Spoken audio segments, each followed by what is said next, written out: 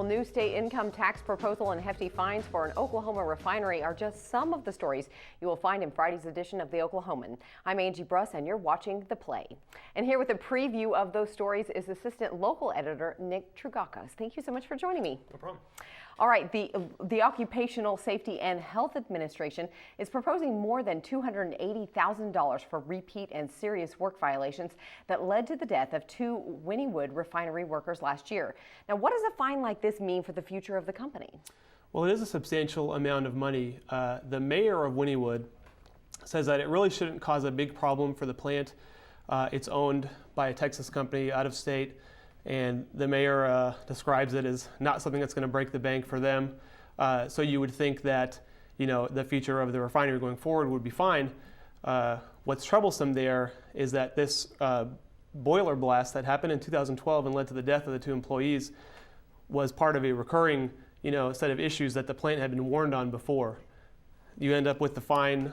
They're also going to be put on sort of a probationary period where they're going to have to meet up with certain regulations and inspections and stuff like that, and hopefully avoid something like that, going down the line again. Okay. All right. Well, now there are only 2 months left in the legislative session, and local politicians are poring over a number of proposals. One of the new measures being discussed is a new bill on the state income tax. How is this legislation different from the previous bill? There have been two versions of the to reduce the income tax legislation going through the Capitol this session. The previous proposal that had been gaining a lot of traction was a reduction of the rate from 5.25% down to 5%. That's been tweaked a little bit now, and the legislators are aiming for a 4.95% rate, which may be a nice little boost in the on the paycheck for some of the employees in the state. One condition on this thing being approved is that it looks like it wouldn't go into effect until January 1st of 2015. So it would be a thing that I think a lot of workers would like to see some more pay on their check, but something that wouldn't happen for still almost 2 years now. All right. Well, thanks, Nick. Obviously, some great information. That'll all be in Friday's edition of the Oklahoman. All right. The Thunder takes on the San Antonio Spurs tonight. At stake, the top spot in the Western Conference. You can find complete coverage of the game as well as these other stories in Friday's edition of the Oklahoman. Here are some of the headlines that grabbed your attention, though, on Thursday.